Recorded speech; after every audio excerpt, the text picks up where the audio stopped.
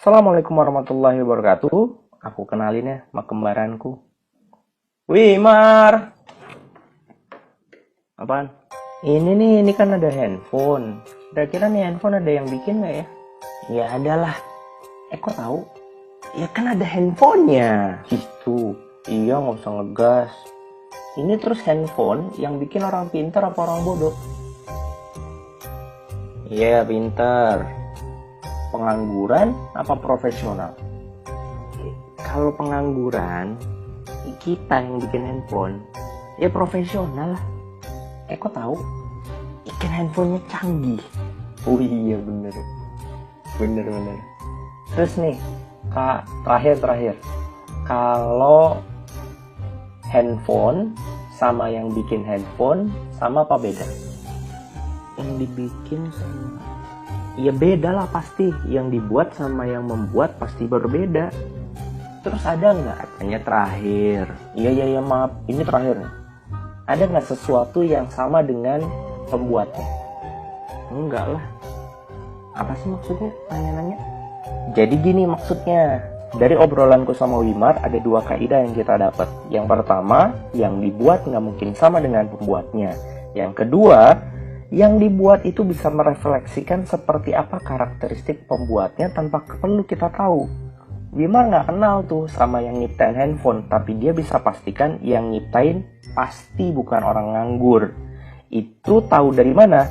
Tahu dari karakteristik handphone. Nggak mungkin barang secanggih ini dibikin sama orang nganggur, pasti profesional. Jadi, ayo kita sama-sama cari Allah dengan kaidah ini seperti yang dijelaskan Allah di dalam surat Ali Imran berikut ini. Di sini Allah cerita kalau kita mau memperhatikan ciptaan-ciptaannya, kita akan bisa menemukan kemahabesaran Allah. Dan ini hanya bisa dilakukan bagi mereka yang mau berpikir. Nah, sekarang ayo kita coba cari ciptaannya Allah untuk kita bisa menelaah kebesarannya Allah. Contoh nih, gunung. Gunung tuh gede banget. Dan Allah tidak mungkin sebesar gunung. Pasti jauh lebih besar, di mana besarnya Allah dengan besarnya gunung itu tidak mungkin lagi bisa dibandingkan. Kalau dalam bahasa Indonesia cukup dikasih dengan kata maha. Maha besar, di mana besar ini sudah nggak comparable. Terus contohnya, baik manusia, alam semesta, tumbuhan, hewan, dan yang apapun yang kita lihat, bahkan kehidupan yang kemudian menjadikan segala sesuatu ini berjalan, selalu ada awal dan ada akhir. Manusia lahir, manusia mati. Benda juga begitu. Bahkan sebesar matahari itu lama-lama padam. Karena menurut ilmu termodinamika, semua energi itu akan sampai kepada titik equilibrium. Semua partikel-partikel panas yang setiap hari hilang dari matahari akan menyebabkan matahari menemukan ajalnya. Entah 100 tahun, 1000 tahun, atau kapanpun, tapi ada ajalnya. Semua yang Allah ciptakan ada awal, ada akhir. Maka Allah gak boleh ada awal, gak boleh ada akhir. Gak boleh. Kenapa? Karena kalau sampai Allah ada awal dan ada akhir, naudzubillah, berarti dia sama dengan makhluknya, berarti dia bukan pencipta. Terus contoh, misalkan kita ngelihat segala sesuatu itu bergantung, saling tergantung satu dengan yang lain. Oke, misalnya contoh yang gampang, bernafas. Napas kan kita butuh oksigen, keluar CO2. Kalau 7 miliar manusia harus ngirup oksigen bareng-bareng, keluarnya CO2, ini oksigen bakal habis. Tentu dibutuhkan makhluk yang bisa merubah CO2 menjadi O2. Dan itu dilakukan secara otomatis oleh tanaman, lewat klorofil kan ya. Tapi nggak cuma butuh klorofil, karena tanaman juga butuh zat lain. Contoh, dia butuh sinar ultravioletnya matahari untuk membakar CO2 yang ada di atas klorofil. Pertanyaannya, apakah matahari bisa melakukan sendiri? Enggak juga. Ternyata matahari harus bekerja sama dengan ozon. Agar apa? Ozon bisa menyaring sinar-sinar itu agar kadarnya pas. Karena kalau terlalu panas, daunnya kebakar. Kalau enggak cukup panas, daunnya nggak bisa berfotosintesis. Pertanyaan berikutnya, yang dibakar cuma CO2? Enggak, ada lagi mineral. Mineral nggak dihasilkan tumbuhan. Mineral didapatkan tumbuhan lewat tanah. Pertanyaannya, dari mana biasanya unsur-unsur hara atau mineral itu ada di dalam tanah? Secara normalnya, air yang turun dari langit sorry, air yang turun dari awan, ya, karena yang turun dari langit itu istri saya.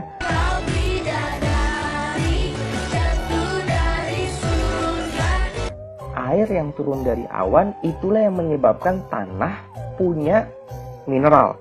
Pertanyaan berikutnya, apakah awan tercipta di atas tanah atau di atas laut? Ternyata di atas laut. Kok bisa awan di atas laut pindah ke atas tanah?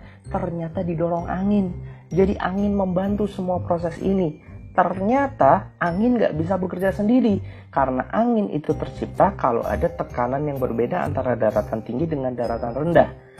Plus, apakah laut bisa menghasilkan awan sendirian? Enggak juga.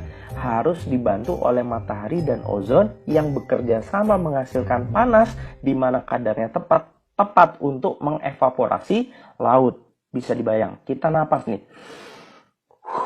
Selain sistem pernafasan yang ada di dalam tubuh, kita butuh tumbuhan, kita butuh matahari, kita butuh lapisan langit ozon, kita butuh tanah, kita butuh awan, kita butuh angin, kita butuh daratan tinggi, daratan rendah, kita butuh lautan.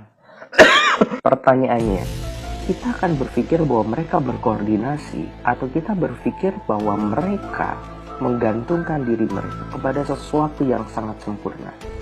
Apakah matahari ngobrol gitu sama tanah, sama ozon, sama laut, daratan tinggi, daratan rendah?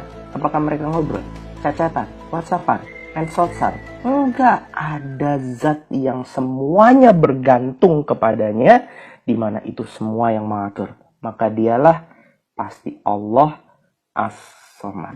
Kita sudah dapat Al-Aziz, sekarang As-Somad, Al-Awal wal Akhir. Dan kalau ini kita teruskan, kita akan mengenal 99 Asmaul Husnanya Allah. Dan dari sanalah kita bisa meyakini bahwa Allah pasti Tuhan. Gitu, Wim. Wim? Bismillahirrahmanirrahim. Qul huwallahu ahad, Allahus samad, lam yalid wa lam yulad, wa lam yakul lahu kufuwan ahad.